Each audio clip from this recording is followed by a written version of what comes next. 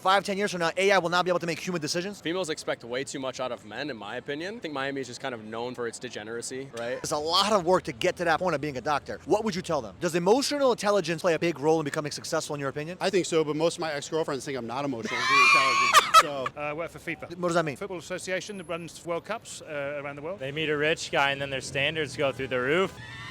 For someone that doesn't want to vote for Trump, what would you tell them? We're here in Miami, Brickell, doing interviews in the streets. We're asking people amazing questions to inspire you guys, to inspire the youth. So support this channel, subscribe to the channel, like and comment. If you want some questions that you want us to ask in the streets, let us know. Let's go.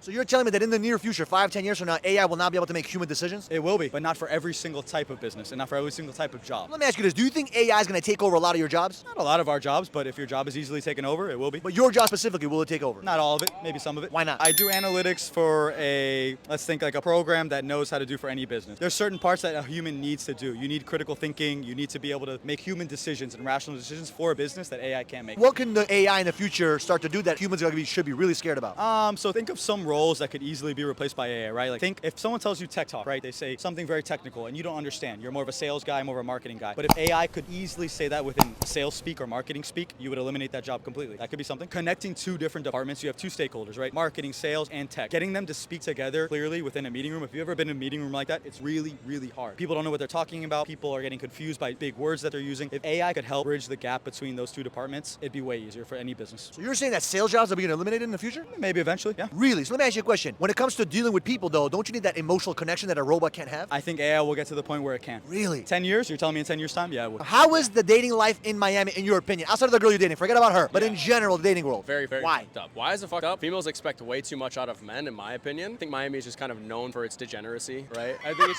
there's just a massive amount of expectations when it comes to females. I come from the Midwest. In Miami, it's like a girl will expect you to take them to Carbone, Gecko, Moto, spend $300, $400, $500 on a dinner, and it's just like I'm a low investment first date kind of guy, right? So if I go on a date with a girl, I tell them, hey, I'm low investment first date. I say, we'll do coffee, ice cream, or pizza. If they're not okay with it, then I'm not interested. Yeah, so let me ask you a question. If the girl doesn't want that, she wants a high class, high quality shit, what do you tell them? I want something simple. If I just find out a couple things where I don't like you, it's very easy for me to leave a coffee date versus like having fucking meals and drinks coming out and being served by a server. So the boys that are watching this, they're watching this right now. What are 3 tips you would tell the boys right now so they don't get trapped into those messes? Depends on where you're at. If you're not dating, this is what I'll say. Number 1, become self-aware. A lot of guys out there who have struggled with dating, they don't know why. I'll talk to guys about dating sometimes. They'll be like, oh, like, why aren't you approaching girls? Oh, because of this, because of that, blah, blah, blah, blah, right? So they start making excuses. Okay, you know that you're afraid to go talk to girls. Okay, get over that fear. Then go approach girls. Go get rejected. Then figure out, okay, why did I get rejected? Oh, it's because my breast stinks. Now be self-aware. Now you're self-aware. Now you're saying, okay, now these are the things I have to change. Okay, cool. Now I change these things. Now I go back out and I approach. Oh, why did I not get the girl's number? You said something weird. Now you're acting creepy, right? Now you're thinking, okay, self-awareness is number 1. What happens to the chicks in Miami when you want to date them? They meet a rich guy and then their standards go through the roof.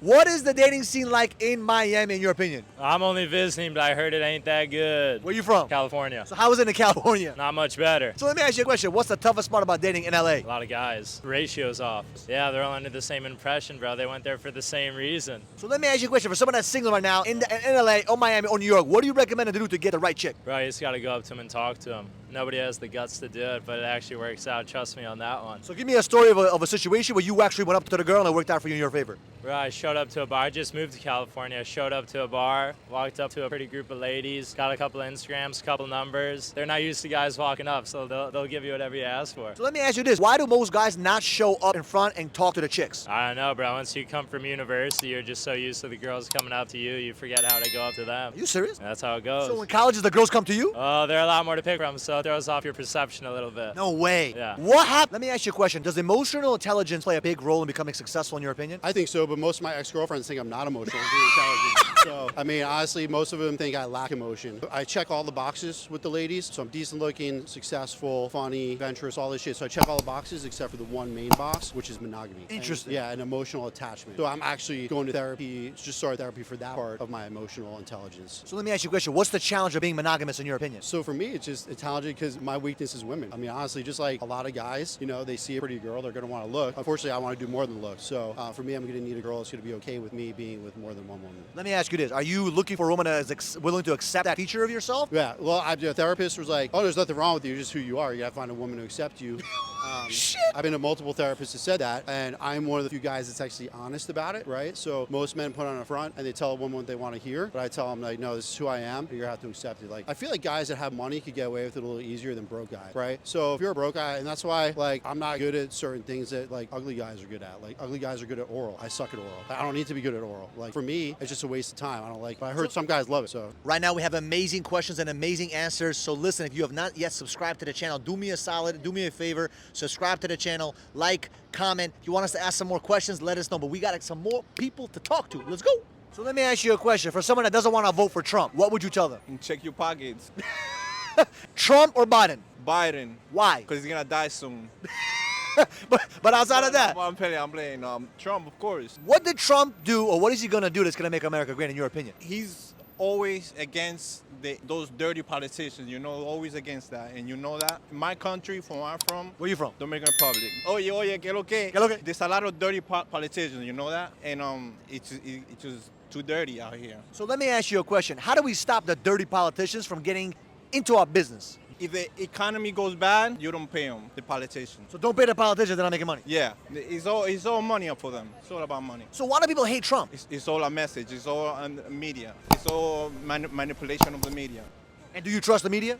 Hell no. So someone that's watching this right now, what are 2 things that they should focus on in this election year? Like, what should they be excited about for Trump to do? Protect the border. So that's number 1. What's number 2? Number 2, just get the economy better. What do you do for work, boss? I work for FIFA, What does that mean? football association that runs World Cups around the world. Wow, so what do you do there? I look after all the travel. That's amazing. How did you get that job? Worked in the travel industry for 30 years. So someone that wants to work for FIFA, what is the number 1 way to actually be of value to actually have them hire you? Dedication, knowledge, experience, and commitment. And have you met some amazing players so far? No, Why certainly not? not my area of expertise, unfortunately. How long have you been working for FIFA? This is my second World Cup. I did the last World Cup in Qatar, and now I've just moved here. What's the toughest thing about your job? 4 weeks of the finals. Why? Everything happens at those 4 weeks. You can plan and you can build and you can get all your various contracts in place, but the day the matches start, that's when the pressure really starts. So let me ask you a question. How do you operate on high intensity pressure kicking in your face all the time? You have a great team. You build a great team. I've got a great team that supports me, and you make it work. What are 3 components of building an amazing team in your opinion? Understand and fit into the culture, working with that culture rather than against it, really important. Have courage of your convictions, make your decisions and follow them through, and attention to detail. Attention to detail in my role, by far the most important thing. Is leadership important in your role and in becoming an amazing team builder? I steer the ship. The ship is the power. My team are the power. They're the guys that make it happen, guys and girls that make it happen. But I just point them in the right direction occasionally, and I'm there if they need me. Someone that's watching this video, they're in medical school or they're about to be going to medical school, and they're just scared because it's a lot of work to get to that point of being a doctor. What would you tell them? If you're unsure, then don't do it. If you really want to do it, it's 100% worth it. It's a lot of time, it's a lot of money. I'm in a lot of debt, but I knew when I was 22 years old, I went and saw my doctor who was a woman, and I thought, well, if she can do it, why can't I? But don't do it if you don't want to do it. It is a long road. Let me ask you a question. What's the toughest thing about becoming a doctor? It's the mental aspect of it. It's hard to get to, and sometimes you feel like you make a small difference, and then for one small step forward, there's a bunch of steps backwards, but you have to take the wins when you have them, and just know that you can't help everyone, but the people you do help seem to really appreciate it. So let me ask you a question. A female that wants to get married, but she's also going to school for medical, to become a doctor, right? So can they do both? Yes, absolutely. Half my friends are married. You might be married to another doctor because your dating pool tends to be equally miserable studying people around you. Or you might be like some of my other friends who managed to marry men in finance, and